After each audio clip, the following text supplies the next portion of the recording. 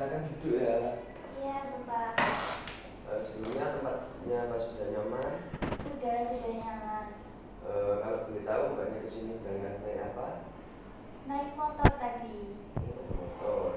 Apakah di perjalanan tidak terkendala seperti macet atau hujan atau bagaimana? Tadi lumayan macet sih, cuman nggak yang macet banget. Jadi ya bisa lah sampai sini. Rada telat dikit, tapi nggak apa-apa sih, Pak. Oke, sebelum kita ngobrol lebih jauh, alangkah baiknya kita perkenalan dulu ya. Perkenalkan, nama saya Irham Maulana, bisa dipanggil Irham. Saya sebagai konselor yang akan membimbing jalannya sesi konseling ini, dan dari mbaknya sendiri apakah bersedia? Saya bersedia, Bapak. Kalau boleh tahu mbaknya boleh memperkenalkan diri terlebih dahulu. Baik, nama saya Sani Febriana. Mungkin Bapak bisa manggil Selvi atau Mbak saja, nggak apa-apa. Kalau boleh tahu mbak Selvi ini asalnya dari mana? Saya asalnya dari Sidoarjo. Lumayan jauh ya. Mbaknya tahu mengenal saya ini kalau boleh tahu dari siapa? Kemarin itu saya dapat rekomendasi dari teman untuk nyoba ke sini. Setelah saya pikir panjang, saya memberanikan untuk mencoba datang ke sini menemui Bapak. Eh, Kalau begitu Mbak Sevi boleh konsultasi, boleh tanya atau bahkan curhat mengenai unek-uneknya. Sebelum itu perlu diketahui ya, jadi di sini ku ada beberapa asas. Yang pertama itu asas kerahasiaan, yang dimana segala sesuatu yang mbaknya ucapkan atau mbaknya sampaikan ini terjaga kerahasiaan. Terus nomor dua, asas keterbukaan. Jadi mbaknya itu curhat mengenai apapun, saya dengan ikhlas akan mendengarkan cerita tersebut. Lalu yang ketiga, asas kesukarelaan, yang dimana mirip-mirip dengan asas keterbukaan, yakni saya itu menerima segala sesuatu unek-unek dari mbaknya yang ingin disampaikan. Apakah dapat disepakati? Baik, bisa Bapak.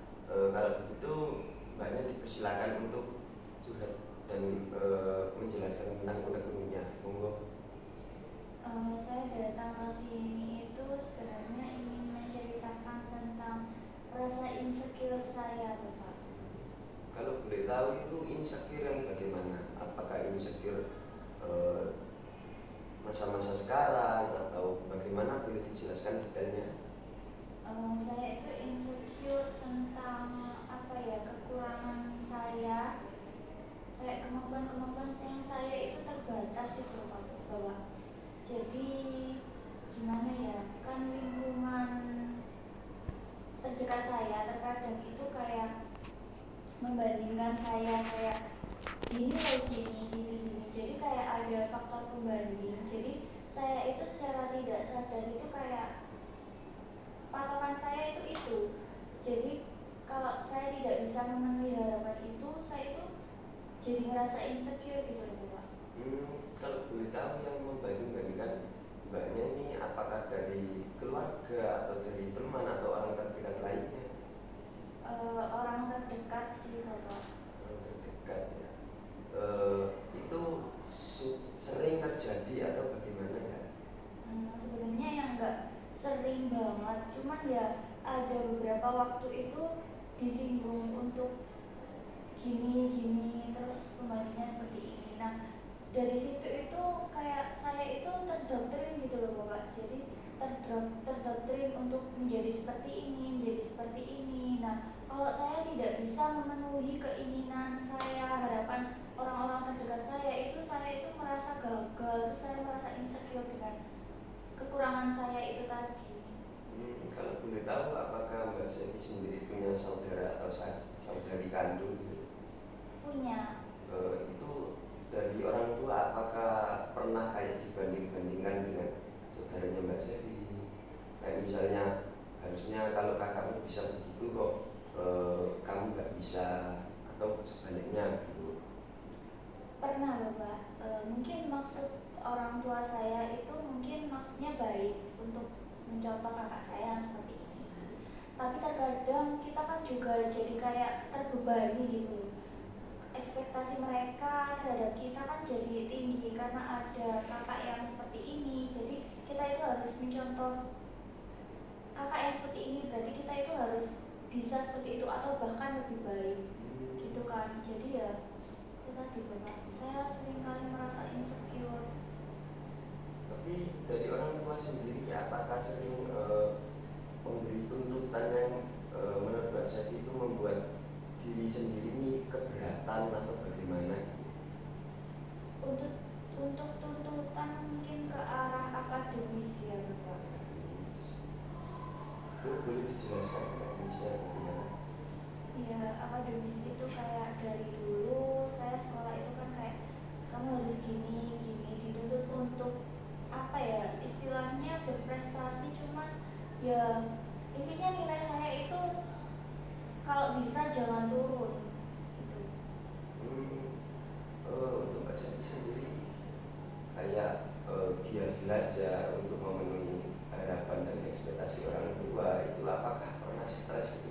Jadi semisal saya dituntut untuk ranking 1 lah itu pernah nggak kadang merasa kalau mencapai suatu ranking 1 itu kayaknya otak saya atau kemampuan saya ini belum mumpuni, apakah pernah berpikir seperti itu ya?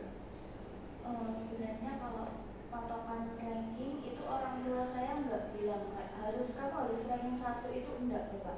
Cuman ya kalau bisa lebih baik dari sebelumnya gitu. Kalau untuk hasilnya saya kadang-kadang juga pernah sih kayak misalkan tugas banyak terus belajar terus menerus itu kan juga buat kita stres ya. Itu kadang saya juga pernah berada dalam fase itu.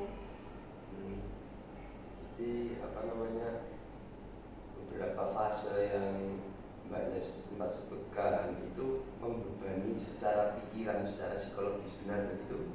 Iya benar. Untuk sejauh ini apakah terkait problematika tersebut pernah dicurhatkan ke orang-orang terdekat atau keluarga sendiri, bagaimana? Pernah saya curhat kepada teman dekat, bisa dikatakan sahabat saya, tapi saya itu nggak yang membuka banget gitu loh. Mungkin saya ceritakan, tapi saya ceritakan secara garis besarnya saja, tidak yang mendalam. Enggak sampai detailnya ya. Iya. Untuk Mbak Siti sendiri apakah punya kayak ketakutan terkait curhat atau apa namanya terbuka pada orang lain itu, apakah punya ketakutan seperti itu? Punya Bapak sebenarnya, karena gimana ya, ketika kita cerita sama orang lain ya walaupun itu orang terdekat kita, tapi ada rasa was-was ketika cerita kita itu nanti akan dibocorkan, disampaikan ke orang lain juga. Untuk sejauh ini Mbak Sevi curhat kepada orang lain terkait hal tersebut itu apakah pernah dibocorkan atau disebar ceritanya gitu? Saya belum, maksudnya nggak pernah terdengar kayak cerita saya yang saya ceritakan ke teman itu tadi dibocorkan. Cuman ya apa ya, takut aja gitu. Jadi saya belum bisa membuka lebih jauh cerita saya. Maka dari itu kemarin itu kan teman saya ya curhat-curhat gitu, terus disarankan untuk datang ke sini karena saya mikirnya kan kalau misalkan saya datang ke sini bertemu bapak kan juga memegang apa ya itu tadi asas konselor itu tadi, ya mungkin bisa menjaga rahasia saya gitu. Jadi untuk masalah-masalah yang dialami, terus gangguan-gangguan pikiran yang ada pada Mbak Sevi itu berpengaruh nggak sama kehidupan nyata, misalnya katakanlah dalam kehidupan sosial gitu? Untuk kehidupan sosial sebenarnya agak berdampak sih, cuman mungkin orang-orang sekitar saya tidak terlalu apa ya, karena saya juga tidak menampakkannya terlalu jelas gitu loh Bapak. Kadang kayak saya ada tuntutan kayak gitu, saya insecure, kadang itu saya pendam terus kayak ya udah saya pendam sendiri, kayak saya stres sendiri. Terus kalau misalkan interaksi dengan teman-teman atau gimana ya biasa aja gitu, cuman mungkin lebih itu tadi. Jadi untuk mbaknya sendiri itu ibaratnya sudah kayak gak peduli ya dengan unek-uneknya ini, kayak maksudnya mencoba untuk melupakan dan tidak terlalu memikirkan gitu ya. Iya, mencoba seperti itu, tapi terkadang ya ada kan kayak saya pendem terus ada rasanya itu kayak saya stres sendiri gitu loh. Kayak saya mencoba untuk, kalau misalnya saya lagi udah saya pendam terus udah nggak bisa dipendam lagi, itu kayak saya berusaha untuk menjauh dari orang-orang, kayak saya menyendiri dulu. Nah ini saya juga merasa kayak sikap ini itu nggak baik gitu loh untuk interaksi sesama kalau saya menghindar gitu. Untuk mbaknya sendiri itu apakah kayak menjauhi interaksi dengan orang-orang itu bisa membuat diri lebih tenang atau bagaimana? Iya, lebih tenang untuk sebentar, karena saya juga kan interaksi dengan orang-orang kadang itu juga capek ya Bapak. Jadi saya sebentar untuk menghindar dari orang-orang, tapi nanti saya kalau sudah merasa baikan saya akan kembali lagi. Berarti niat dari mbaknya itu kayak seperti sudah tahu alurnya ya. Jadi kalau saya dituntut seperti ini itu tahu dampak negatifnya apa, terus dalam psikologis, dalam emosionalnya mbaknya sendiri itu saya rasa dari cerita-ceritanya ini kayak sudah mampu mengelola emosi ya. Berarti sudah tahu kayak cara pengobatannya gimana, terus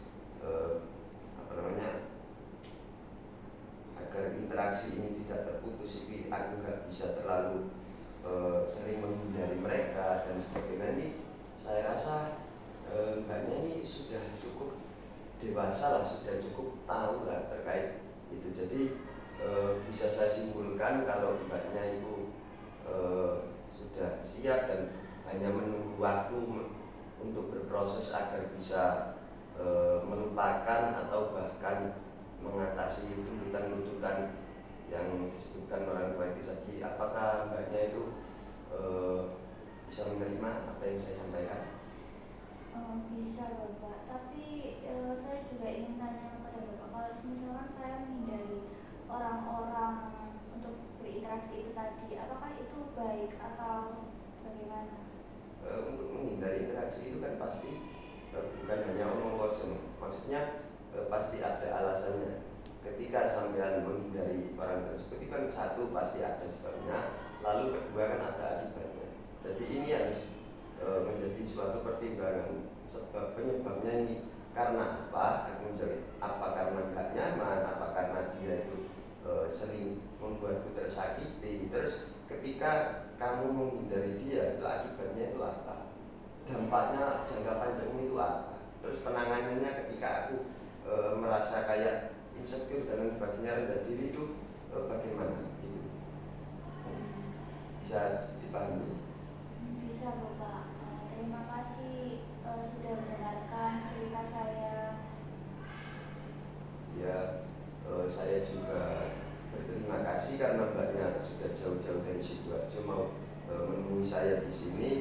Mungkin kurang lebihnya mohon maaf, saya tidak dapat menyampaikan mungkin kurang maksimal atau bagaimana, tapi saya rasa mbaknya punya inisiatif untuk datang kembali dan menyampaikan unek-uneknya. Jadi mungkin itu saja dari saya. Terima kasih ya Mbak Devi. Iya, terima kasih. Lain kali kalau misalkan saya ada yang ingin diceritakan, saya datang ke sini lagi ya Bapak. Ya.